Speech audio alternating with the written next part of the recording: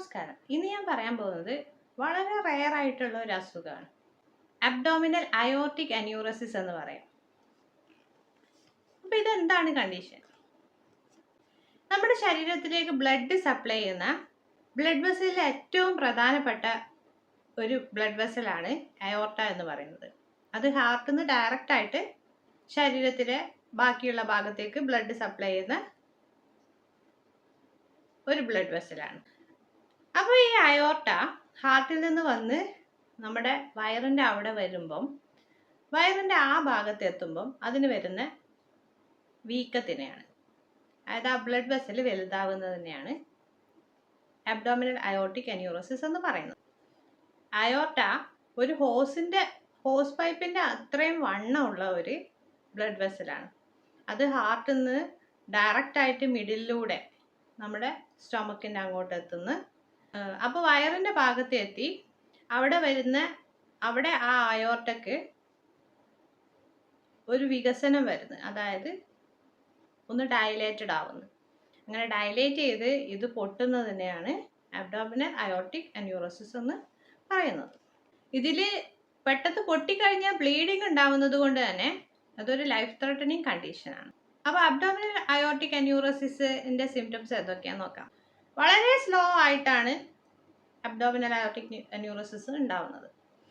അപ്പം പതുക്കെയാണ് ഈ blood vessel വലുതായി വരുന്നത്. അതുകൊണ്ട് തന്നെ പ്രത്യേകിച്ച് പെട്ടെന്നൊരു സിംറ്റംസ് ഒന്നും കാണിക്കാറില്ല. സിംറ്റംസ് കാണിക്കാത്തത് കൊണ്ട് തന്നെ കണ്ടുപിടിക്കാനും വളരെ ബുദ്ധിമുട്ടാണ്. എല്ലാ സമയത്തും ഈ ബ്ലഡ് വെസൽ ഇങ്ങനെ വലുതായിട്ട് അത് പൊട്ടണം നിർബന്ധമൊന്നുമില്ല.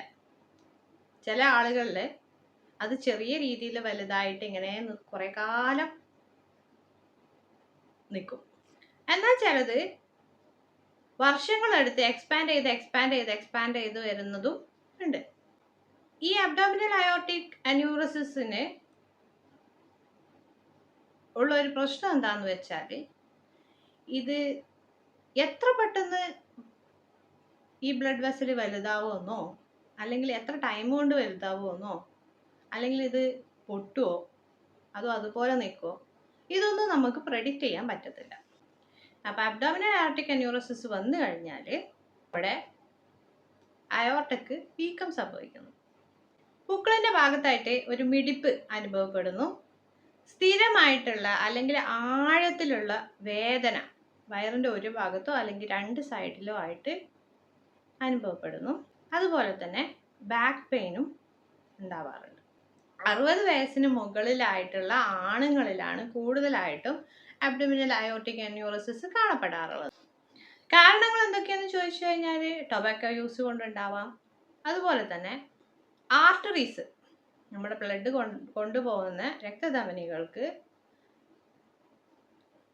വരുന്ന ഹാർഡനിങ്, അതായത് കൊളസ്ട്രോളൊക്കെ അടിഞ്ഞിട്ട് വാളിൽ കൊളസ്ട്രോളൊക്കെ അടിഞ്ഞ് വരുന്ന കണ്ടീഷനിൽ ആത്രോസ്ക്ലെറോസിസ് എന്ന് പറയും, ആ കണ്ടീഷൻ ഉണ്ടെങ്കിൽ, അതുപോലെ തന്നെ അയോർട്ടക്ക് ഇൻഫെക്ഷൻ, അതായത് ഈ രക്തധമനിക്ക് ഇൻഫെക്ഷൻ ഉണ്ടായി കഴിഞ്ഞാലും അബ്ഡോമിനൽ അയോർട്ടിക് അന്യൂറസിസ് ഉണ്ടാവാൻ ചാൻസസ് കൂടുതലാണ്.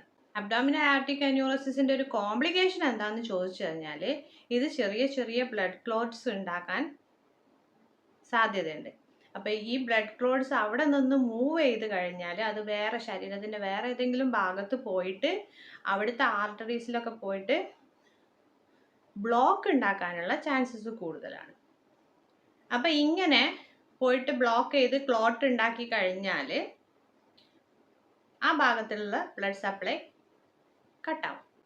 സാധാരണയായിട്ട് കാലിൽ, അതുപോലെ തന്നെ കാലിൻ്റെ തള്ളവിരലിൽ, കിഡ്നിയിൽ, അതുപോലെ വയറ്റിലുള്ള ഓർഗൻസിലൊക്കെയാണ് കൂടുതലായിട്ടും ഈ ക്ലോട്ട്സ് പോയിട്ട് ക്ലോഗ് ചെയ്യുക, അതായത് തങ്ങി നിന്നിട്ട് ബ്ലോക്ക് ഉണ്ടാക്കാറുള്ളത്. അബ്ഡോമിനൽ അയോർട്ടിക് അന്യൂറസിസിൽ ഈ ആർട്ടറി പൊട്ടിക്കഴിഞ്ഞാൽ എന്തൊക്കെ സിംറ്റംസ് കാണിക്കും? തീവ്രമായ വയറുവേദന ഉണ്ടായിരിക്കും. അതുപോലെ തന്നെ ബാക്ക് പെയിനും ഉണ്ടായിരിക്കും. വേദന ബാക്ക് സൈഡിലൂടെ കാലിലേക്ക് പോകുന്ന പോലത്തെ വേദനയായിരിക്കും. അതുപോലെ തന്നെ നന്നായിട്ട് വിയർക്കും.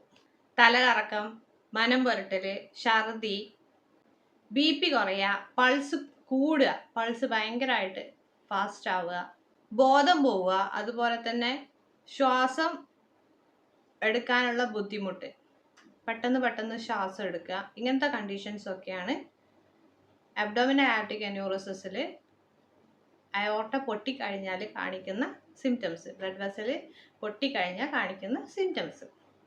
അപ്പോൾ ഇതിൻ്റെ ട്രീറ്റ്മെൻറ്റ് ആസ്പെക്റ്റ് എന്ന് പറഞ്ഞു കഴിഞ്ഞാൽ ചെറുതാണോ വലുതാണോ, എത്രത്തോളം പ്രശ്നങ്ങളുണ്ട് എന്നൊക്കെ സ്കാൻ ചെയ്ത് നോക്കിയതിന് ശേഷം ഡോക്ടർ സജസ്റ്റ് ചെയ്യും. ചെറിയ കണ്ടീഷൻ ഒന്നാണ് എന്നുണ്ടെങ്കിൽ സർജറി ഒന്നും സാധാരണ റെക്കമെൻഡ് ചെയ്യാറില്ല. കാരണം ബ്ലഡ് ലോസിൻ്റെയും അതുപോലെ തന്നെ അത് കോംപ്ലിക്കേഷൻസ് ഒക്കെ മുന്നിലേക്ക് കണ്ടുകൊണ്ട് സർജറി ഒന്നും പെട്ടെന്ന് സജസ്റ്റ് ചെയ്യാറില്ല. എത്രത്തോളം അതിൻ്റെ ഗ്രോത്ത് ഉണ്ടോ എന്നുള്ളത് മന്ത്ലിയോ അല്ലെങ്കിൽ 6 months ഒക്കെ ആയിട്ട് സ്കാൻ ചെയ്ത് എത്രത്തോളം ഗ്രോത്ത് ഉണ്ട്, എത്രത്തോളം ഫാസ്റ്റായിട്ട് ഗ്രോ ചെയ്യുന്നുണ്ട് എന്നൊക്കെ നോക്കിയതിന് ശേഷം മാത്രമാണ് ചെയ്യാറ്. പിന്നെ അത്രയും ക്രിട്ടിക്കൽ കണ്ടീഷൻ ആണെങ്കിൽ മാത്രമേ സർജറി സജസ്റ്റ് ചെയ്യാറുള്ളൂ. ഇത്രയൊക്കെയാണ് അബ്ഡോമിനൽ അയോർട്ടിക് അന്യൂറോസിസിനെ പറ്റി പറയാനുള്ളത്. വളരെ റെയർ ആയിട്ടുള്ള കണ്ടീഷനാണ്. വന്നിട്ടുള്ള ആരെങ്കിലും ഉണ്ട് എന്നുണ്ടെങ്കിൽ, അല്ലെങ്കിൽ നമുക്ക് എന്തെങ്കിലും ബുദ്ധിമുട്ട് ഇതുപോലെ അനുഭവപ്പെടുകയോ നമുക്ക് അത് അവിടെ എന്തെങ്കിലും ബുദ്ധിമുട്ട് ഫീൽ ചെയ്യുകയോ ഒക്കെ ചെയ്യുന്നുണ്ടെങ്കിൽ ഇതുപോലത്തെ കണ്ടീഷനും ഒരസുഖം ഉണ്ട് എന്ന് അറിയിക്കാനും വേണ്ടിയിട്ട് മാത്രമാണ് ഈ ഒരു ടോപ്പിക്കിനെ കുറിച്ച് പറഞ്ഞത്.